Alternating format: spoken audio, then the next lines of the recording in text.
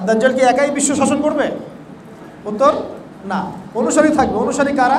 উত্তর জিউসরা। অনুসারী কারা? এখন জিউসরা কোথায় বলেন? ওখানে কি আগে ছিল? ওরা ছিল না। 4টা যুদ্ধ করে ওদেরকে হারানো যায় নাই। কয়টা যুদ্ধ? হিস্ট্রি পড়েন আপনারা, বিশেষ কোচিং করছেন অনেকে। 4টা যুদ্ধ করে ওদেরকে হারানো যায় নাই। তাহলে কি মনে করছেন? এখানে একটা ব্যাপার আছে।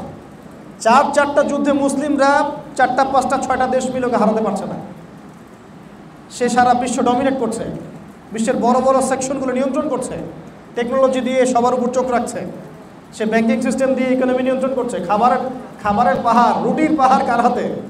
আমি ব্যাখ্যা করতে যাচ্ছি না যে রুটির পাহাড় ওদের হাতে, এই ব্যাখ্যাটা আমি করবো না, ব্যাখ্যা করা উচিত না। কিন্তু রুটির পাহাড় মানে সত্যিকারের রুটির পাহাড় নয়। দাজ্জাল গাধায় চড়ে ঘুরবে। গাধা মানে কি? উড়ন্ত গাধা। এমন কোন উড়ন্ত গাধা দেখেছেন যে উড়ে বেড়ায়? দেখেছেন? আমাদের কিছু প্রোটেস্ট্যান্ট সালাফি ভাই আছেন যারা এরকম করে ব্যাখ্যা নেন যে ক মানে ক, খ মানে ক্ষয়। এখন রুটির পাহাড় মানে কি সত্যি সত্যি রুটির একটা পাহাড়? কি মনে হয় আপনার কাছে?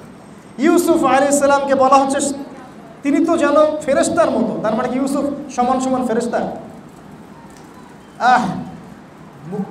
হামজা ইবনে আব্দুল মুত্তালিব আর হানজালা রাদিয়াল্লাহু আনহু, মুসআব বিন উমাইর রাদিয়াল্লাহু আনহুম আজমাইন, তাদের মাকবারা থেকে মাশাআল্লাহ একটা মিষ্টি সুঘ্রাণ আসছে।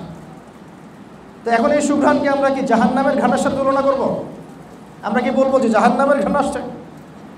এটাকে আপনি কি উপমা দিতে পারেন? নিঃসন্দেহে বলতে পারেন একটা জান্নাতি পরিবেশ। মনে হচ্ছে যেন জান্নাতের ঘ্রাণ আসছে। কারণ আমাদের প্রোটেস্ট্যান্ট কিছু ভাই আছে, এরা মনে করে যে ঘ্রাণ সমান সমান জান্নাত। ঘ্রাণ সমান সমান কি? সুবহানাল্লাহ। এদেরকে নিয়ে বড় মুশকিল। মানে ক মানে সবসময় ক হয় না ইসলামে। কিন্তু তারাই আবার যখন বলছে যে তাদের একটা সংগঠন আছে, নাম বলবো না, আমাদের অমুক সংগঠনের কভু মরণ নাই। কি বলেন? অমুক সংগঠনের কভু মরণ নাই। তারা জানে আমি কি বলতে যাচ্ছি। আমি যদি বলি গাধাকে গাধার মতো বোঝানোর জন্যে যে আল্লাহ তো বলেছেন কুল্লু নাফসিন যায়িকাতুল মাউত, প্রত্যেকটা নফস মৃত্যুর স্বাদ গ্রহণ করবে। আপনি যে বলছেন যে এটার কভু মরণ নাই, তাহলে কি আপনি কুফরি করলেন? তার গাধাকে গাধার মতো বোঝাচ্ছি আর কি। আসলে কি ব্যাপারটা এরকম? সে তার আবেগ প্রকাশ করেছিল যে আমাদের এই সংগঠনের ইনশাল্লাহ কভু মরণ নাই। আমরা তো জানি এটাতে আপনি অমরত্ব বোঝেন নাই। তো নিজেদের ব্যাপারে বুঝতে পারেন 100%, মানুষের ব্যাপারে এত সমস্যা কেন? এভাবে যুব সমাজকে বিভ্রান্ত করবেন না। যুবকরা যখন আল্লাহর পথে দায়ীদের কাছে, আলেমদের কাছে, তাদের সোহবতে এসে একটা প্রচলিত ক্লাসিক্যাল মাযহাব ফলো করে, একটা ঘরানা ফলো করে, একটা মানহাজ ফলো করে তারা দিন শিখছে, তাদের মাঝে বিভ্রান্তি সৃষ্টি করবে না। কারণ আমাদের কারো উদ্দেশ্য উম্মার কোনো ক্ষতি করা নয়। আমাদের উদ্দেশ্য নিজে আমরা জাহান্নামের আগুন থেকে বাঁচবো। যতটুকু এলম আছে এর আলোকে দাওয়াতে কাজ করবো। যা আমি জানি না আমি ওস্তাদ ধরিয়ে দিব আমাদের। আমি এখন মূল যে কাজটা করি এই যুব সমাজের ক্ষেত্রে সেটা হলো তাদেরকে আমি আলেম চিনিয়ে দিই যে আপনারা আলেমের কাছে যান, তার কাছে পড়াশোনা করেন, এই সিলেবাস ফলো করে পড়াশোনা করে একটা লেভেলে যান, তারপর দাওয়াতি কাজ শুরু করেন। আমরা তো আপনাদের নেতৃত্বের জায়গাটা নেই নাই, আমরা মানুষকে আলেম চিনিয়ে দেওয়ার চেষ্টা করছি। তো সূরা কাহফ আপনাকে এই বিষয়গুলো চিনতে শেখাবে ইনশাআল্লাহ। আমাদের করণীয় ভাই, ফিতনা চেনার পরে বাঁচার জন্য প্রথমে ইলম অর্জন করা, 1 নম্বর। ইলম অর্জনের জন্য পড়ে থাকেন, আলেমদের দ্বারস্থ হন, তাদের পায়ে চুমু খান, তাদের হাতে চুমু খান, তাদের কাছে গিয়ে পরামর্শ করেন, মাশওয়ারা নেন, কোন কোন কিতাব পড়বো, কোন কোন কিতাব পড়বো না। আলেম ছাড়া চলবেন না। এবং ক্লাসিক্যাল প্রতিষ্ঠিত যে ঘরানা আছে, আমরা যে ক্লাসিক্যাল মাযহাব ফলো করি, যে ঘরানাগুলো ফলো করি, কওমি উলামায়ে কেরাম যারা আছেন, এই ট্র্যাকে যদি আপনি থাকেন আপনি বিভ্রান্ত হবেন না ইনশাআল্লাহ। এত উদ্বিগ্ন হওয়ার কিছু নাই, তারা হকের উপরেই আছেন, তারা হকের উপরে আছেন ইনশাআল্লাহ তাআলা। তবে হ্যাঁ, মানুষের মধ্যে ভুল থাকতে পারে কিনা?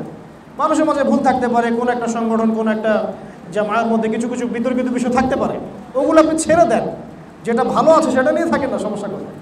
অ্যাটলিস্ট একটা ঘটনা ফলো করেন, নিজেকে মুস্তাহিদ মনে করতে যাবেন না। একা একা আমি সব বইপত্র পড়ে একদম বড় আলেম হয়ে ইয়ে করবো, উম্মার জন্য আমি অনেক কিছু করে ফেলবো, এমনটা মনে করতে যাবেন না। বাংলাদেশে অনেক হক্কানি পীর সাহেবও আছেন, এটা কি জানেন?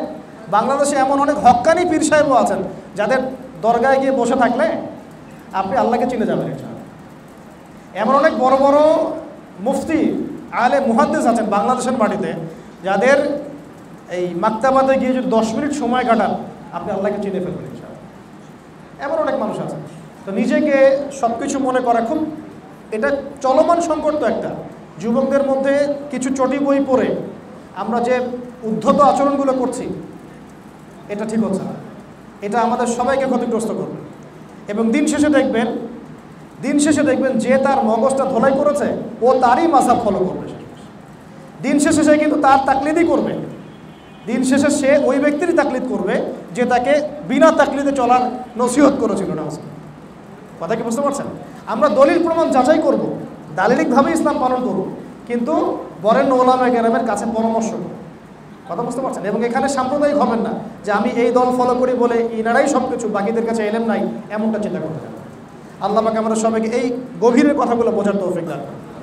এমডি সাখাওয়াত হোসেন লিখেছেন, কি দিয়ে ইফতার করা সুন্নাত জানলে উপকৃত হবে? ইফতার খেজুর দিয়ে করা সুন্নাত, যদি খেজুর না থাকে তাহলে পানি দিয়ে ইফতার করা সুন্নাত।